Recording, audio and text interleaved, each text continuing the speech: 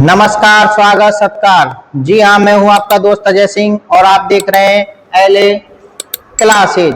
LA classes के माध्यम से हम आपके लिए 1 बाय 1 टॉपिक लेके आएंगे, जिनमें हम आपको 12th क्लास से संबंधित ज्योग्राफी के जितने भी पार्ट लगते हैं, जितने भी चैप्टर लगते हैं, उनको कंप्लीट करवाएंगे। उससे पहले हम देख रहे थे ज्योग्राफी का इंट्रोडक्शन, मतलब भूगोल का सामान्य परिचय।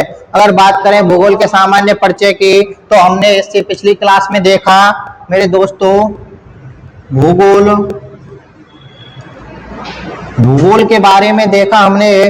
तो भूगोल कौन सी भाषा का शब्द है और ज्योग्राफी कौन सी भाषा का शब्द है, इन सब चीजों के बारे में हमने पिछली क्लासों में चर्चा की। भूगोल संस्कृत भाषा का शब्द है, जबकि ज्योग्राफी यूनान की, ग्रीस या ग्रीक भाषा का शब्द है। आज बात करेंगे भूगोल की डेफिनेशन की, और जो कर्क रेखा है, भूमध्य रेखा है, मकर रेखा है, अक्षांश हैं, देशांतर रेखाएं हैं,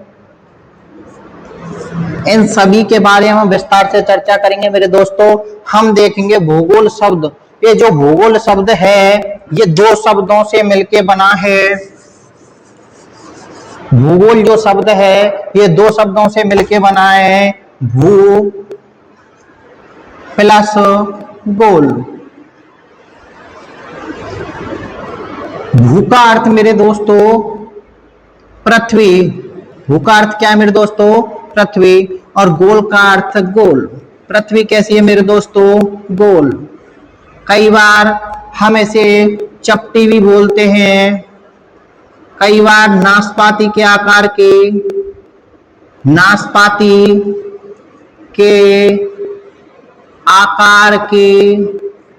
या सेब के आकार के, इस तरह से हम पृथ्वी को गोल, चपटी, नाशपाती के आकार की या सेब की आकृति के रूप में देखते हैं। तो भू का अर्थ है पृथ्वी और गोल का अर्थ है गोल। पृथ्वी कैसी है मेरे दोस्तों? गोल है। कैसी है? गोल है। पृथ्वी कैसी है मेरे दोस्तों? गोल है। पृथ्वी का आकार कैसा बताया गया है? गोल बताया गया। मैंने आपको बताया कि आज हम कर्क रेखा, भूमध्य रेखा, मकर रेखा, अक्षांश और देशांतर रेखाओं के बारे में चर्चा करेंगे। हम देखेंगे ये रेखाएं होती क्या हैं। हम देखेंगे मेरे दोस्तों ये रेखाएं होती क्या हैं। ये पृथ्वी पर खींची गई काल्पनिक रेखाएं होती हैं।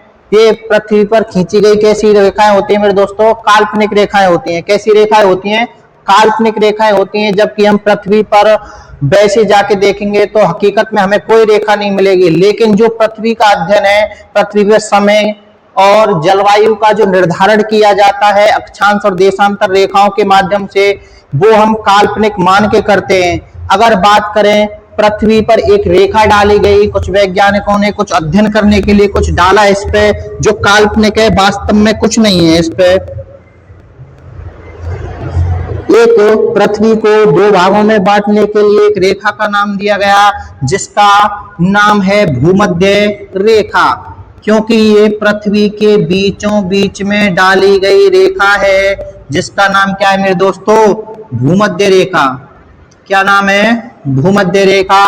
दूसरा नाम है इसका 0 डिग्री रेखा। तीसरा नाम है विषुवत रेखा। विषुवत रेखा।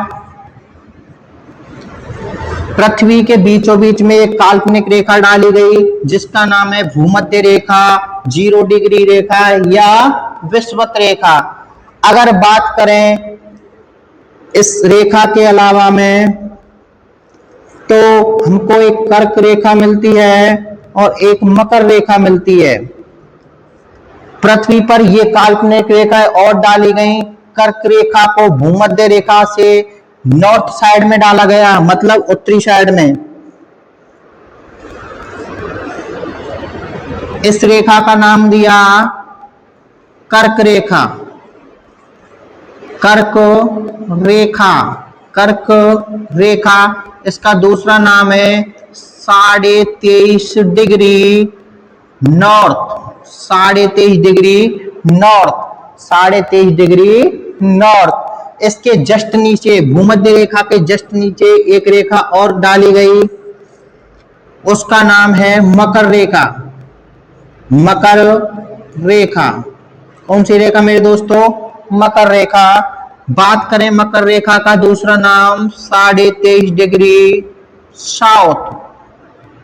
इनको नॉर्थ और साउथ क्यों बोला गया मेरे दोस्तों? जो भूमध्य रेखा है ये पृथ्वी को दो बराबर भागों में बांटने का कार्य करती है। ये ऊपर वाला जो भाग है इसको नॉर्थ पोल बोला गया, मतलब उत्तरी पोल, मतलब उत्तरी पोल। और जो नीचे वाला भाग है इसको साउथ पोल बोला गया, जिसका मतलब है दक्षिणी पोल। यहां तक किसी को समस्या हो तो कमेंट के माध्यम से मेरे दोस्तों मुझे कमेंट करें और बताएं। एक पृथ्वी के बीचों बीच में एक रेखा डाली गई जिसका नाम है भूमध्य रेखा, 0 डिग्री रेखा या विषुवत रेखा। इसके अलावा में भूमध्य रेखा के जस्ट ऊपर एक रेखा डाली गई, उसका नाम है कर्क रेखा, और उसका दूसरा नाम मिलता है 23.5 degree north pole, 23.5 degree north pole. भूमध्य रेखा के जस्ट नीचे एक रेखा डाली गई, उस रेखा का नाम है मेरे दोस्तों मकर रेखा, और उसका दूसरा नाम है 23.5 डिग्री साउथ पोल। क्योंकि जब हम भूमध्य रेखा को इस पृथ्वी के बीचों बीच में डालते हैं तो ये इसको दो बराबर भागों में बांट देती है। ऊपर वाले भाग को नॉर्थ पोल कहेंगे, दूसरे वाले भाग को साउथ पोल कहेंगे। ऊपर वाला भाग कौन सा है मेरे दोस्तों? North pole. कौन सा भाग है? North pole. कौन सा भाग है? उत्तरी पोल। कौन सा भाग है मेरे दोस्तों? उत्तरी पोल। और नीचे वाला भाग कौन सा है? दक्षिणी पोल, मतलब साउथ पोल, मतलब साउथ पोल। अब इसके बाद में हम देखेंगे इससे ऊपर और एक रेखा है जिसका नाम है मेरे दोस्तों 66.5 degree, 66.5 degree north pole, 66.5 degree north pole. और मकर रेखा के जस्ट नीचे एक लाइन और है, उसका नाम है मेरे दोस्तों 66.5 डिग्री साउथ पोल। यहां तक किसी को कोई समस्या हो तो मेरे दोस्तों कमेंट के माध्यम से बताएं। ये है तुम्हारा 66.5 डिग्री नॉर्थ पोल, मतलब आर्कटिक, आर्कटिक वृत्त या रेखा, आर्कटिक रेखाएं, आर्कटिक रेखाएं। तथा ये तुम्हारा 66.5 डिग्री अंटार्कटिक रेखाएं, अंटार्कटिक वृत्त या अंटार्कटिक, अंटार्कटिक रेखा, अंटार्कटिक रेखा या अंटार्कटिक वृत्त। इस प्रकार से हम कहेंगे दोस्तों भूगोल, भूगोल दो शब्दों से मिलकर बना है, भू और गोल। भू का अर्थ है मेरे दोस्तों पृथ्वी और गोल का अर्थ है गोल। पृथ्वी को हम गोल कहेंगे, चपटी कहेंगे, नाशपाती के आकार की कहेंगे या सेब के आकार के कहेंगे। अगर बात करें हम पृथ्वी के बीचों बीच में एक लाइन डालते हैं, उस जो लाइन डालते हैं जो बीचों बीच में डाली है इसकी वजह से इसका नाम क्या हुआ? भूमध्य रेखा। क्योंकि भूमि के बीचों बीच में काल्पनिक रेखा डाली गई, उसका नाम क्या रखा गया? भूमध्य रेखा। और इसका दूसरा नाम है 0 डिग्री रेखा, तीसरा नाम है विषुवत रेखा। क्या नाम है? विषुवत रेखा। भूमध्य रेखा से जस्ट ऊपर एक लाइन डाली गई, उसका नाम है कर्क रेखा या 23.5 डिग्री नॉर्थ पोल। भूमध्य रेखा के जस्ट नीचे एक काल्पनिक रेखा डाली गई, उसका नाम है मकर रेखा। कौन सी रेखा मेरे दोस्तों? मकर रेखा। उसका दूसरा नाम है 23.5 degree south pole, 23.5 degree south pole. क्या नाम है मेरे दोस्तों? 23.5 डिग्री साउथ पोल। अगर बात करें कर्क रेखा के जस्ट ऊपर एक और रेखा डाली गई, वो भी कैसी है? काल्पनिक है, उसका नाम है 66.5 degree north pole, 66.5 degree north पोल।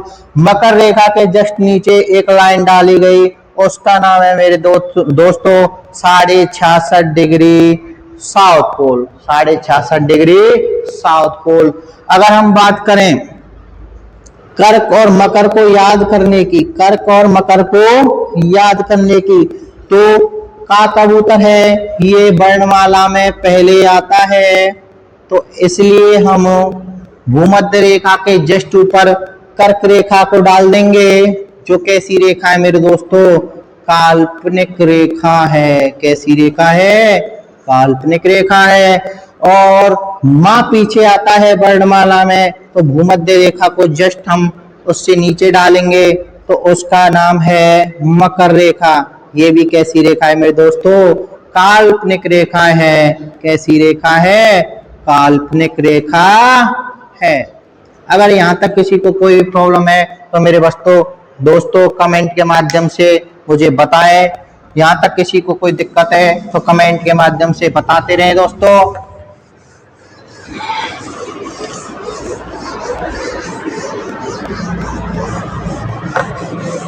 अब बात करें इनकी परिभाषा की। अब बात करें इनकी डेफिनेशन या परिभाषा की, तो देखते हैं मेरे दोस्तों, जो कर्क रेखा है, अगर इसकी परिभाषा की बात करें तो ग्लोब पर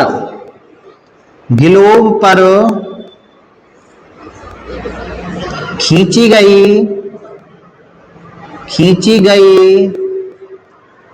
गई पूरब से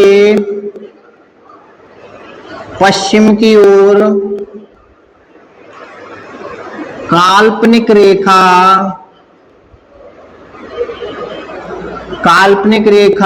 कर्क रेखा कहलाती है। अगर बात करें भूमध्य रेखा,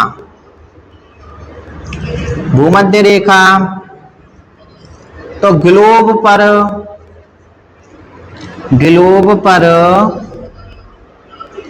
खींची गई पूरब से पश्चिम की ओर पृथ्वी के बीचों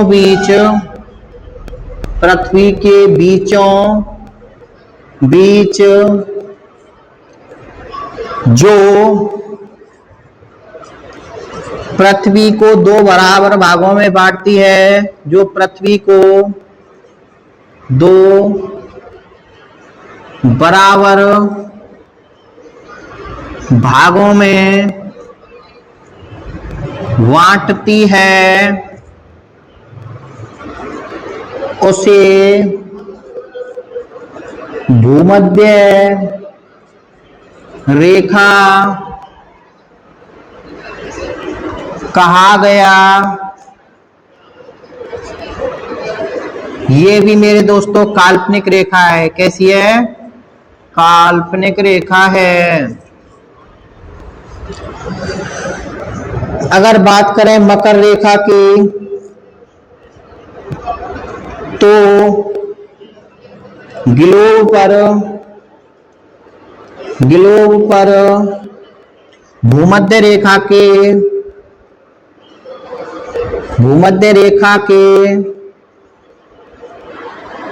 साउथ पोल की ओर, मतलब दक्षिणतम बिंदु की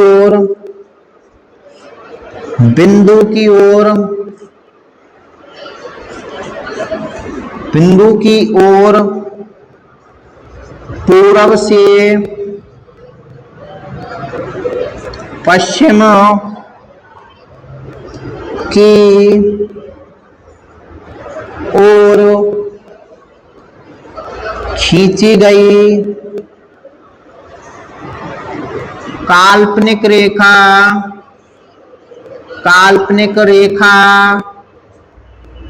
मकर रेखा कहलाती है। मकर रेखा कहलाती है। अगर मेरे दोस्तों यहाँ तक किसी को कोई प्रॉब्लम हो तो कमेंट सेक्शन में कमेंट जरूर करें। आगे अगर हम बात करें मेरे दोस्तों,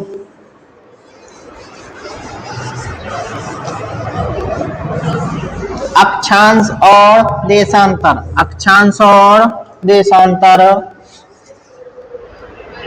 अक्षांश और देशांतर, अक्षांश और देशांतर, देशांतर।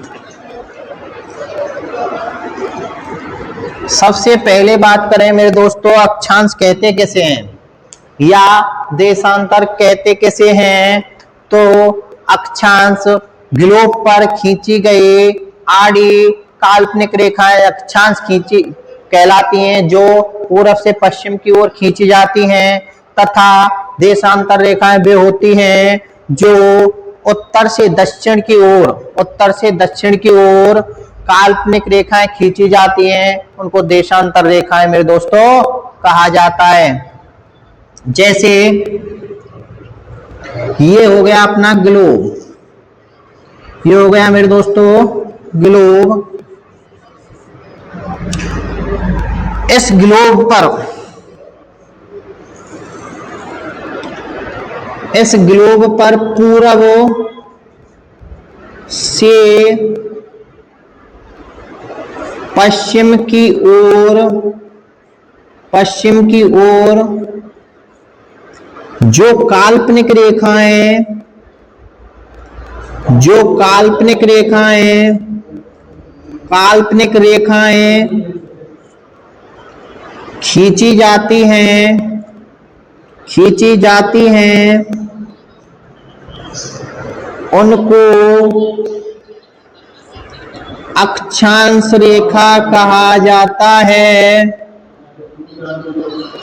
अक्षांश रेखा कहा जाता है। वे रेखाएं जो पूरब से पश्चिम की ओर काल्पनिक रेखाएं खींची जाती हैं, उनको मेरे दोस्तों क्या कहा जाता है, अक्षांश रेखाएं कहा जाता है।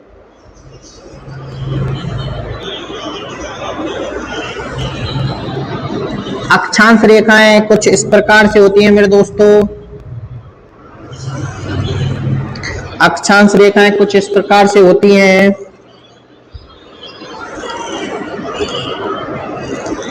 अक्षांश रेखाएं मेरे दोस्तों कुछ इस प्रकार से होती हैं। अगर बात करें अक्षांश रेखाओं की, तो पृथ्वी पर पूरब से पश्चिम की ओर या पश्चिम से पूरब की ओर खींची गई काल्पनिक रेखाओं को क्या कहेंगे मेरे दोस्तों, अक्षांश रेखा कहेंगे।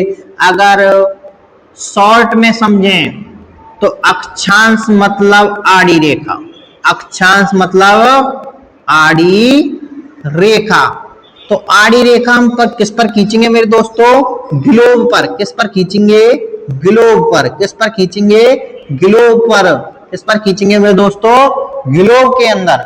अक्षांश रेखा मतलब आड़ी रेखा, और किस पर खींचेंगे, ग्लोब पर। और किस कैसी होंगी वो, काल्पनिक होंगी।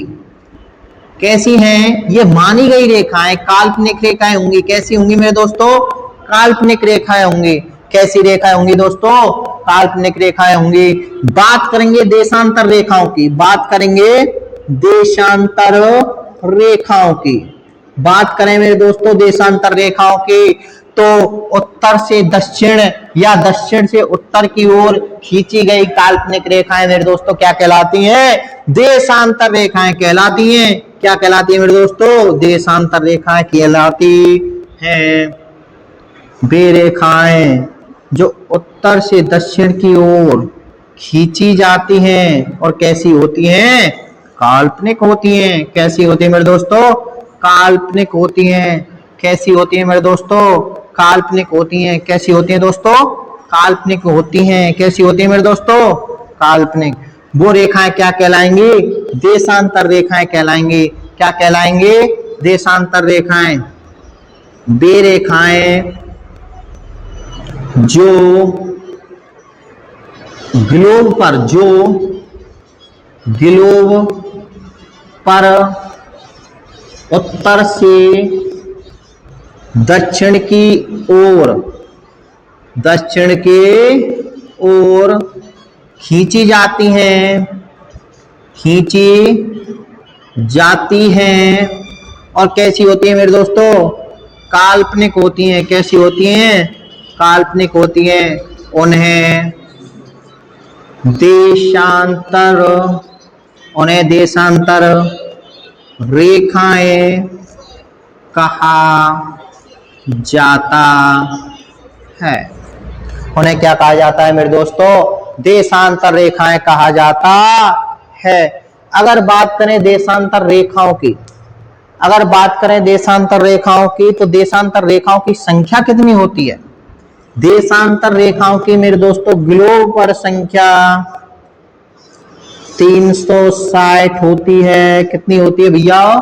360 होती है। कितनी होती है? 360। अगर बात करें अक्षांश रेखाओं की संख्या की, अक्षांश रेखाओं की कुल संख्या, अक्षांश रेखाओं की कुल संख्या मेरे दोस्तों, अक्षांश रेखाओं की कुल संख्या 181 है। कितनी है दोस्तों? 181। अगर बात करें अक्षांश वृत्तों की, तो ग्लोब पर कुल अक्षांश वृत्त कितने होते हैं? 179। कितने होते हैं मेरे दोस्तों? 179 होते हैं। कितने होते हैं दोस्तों? 179 होते हैं। कितने होते हैं? 179 होते हैं। बात करें अक्षांश रेखाओं के, तो अक्षांश रेखाएं पृथ्वी पर ग्लोब पर कुल 181 होती हैं, जबकि अक्षांश वृत्त 179 होते हैं। बात करें देशांतर रेखाओं की, तो ग्लोब पर देशांतर रेखाओं की कुल संख्या 360 होती है। कितनी होती है मेरे दोस्तों? 360 होती है। कितनी होती है दोस्तों? 360 होती है। कितनी होती है? 360 होती है। कितनी होती है दोस्तों? 360 होती है। बात करें अक्षांश रेखाएं करती क्या है? अक्षांश रेखाओं का कार्य क्या है? अक्षांश रेखाओं के अगर कार्य की बात करें, तो अक्षांश रेखाएं मेरे दोस्तों जलवायु का निर्धारण करती हैं। किसका निर्धारण करती हैं? जलवायु का निर्धारण करती हैं। किसका निर्धारण करती हैं मेरे दोस्तों? जलवायु का निर्धारण करती हैं। और देशांतर रेखाएं क्या करती हैं मेरे दोस्तों? ये समय तथा तिथि का निर्धारण करती हैं। ये किसका निर्धारण करती है मेरे दोस्तों? समय तथा तिथि का निर्धारण करती हैं। अगर यहाँ तक किसी को कोई प्रॉब्लम हो मेरे दोस्तों, तो कमेंट के माध्यम से हमें बता सकता है, और जल्दी से जल्दी हमारे एलए क्लासेस से जुड़ें। इसी प्रकार से हम अगली कक्षाओं में आपके लिए भूगोल के सामान्य परिचय में ही पृथ्वी की घूर्णन गतियां, पृथ्वी पर दिन रात कैसे बनते हैं, इन सभी की कक्षाएं नियमित रूप से आपको अगले सेशन में लेते आते रहेंगे। धन्यवाद। Thank you.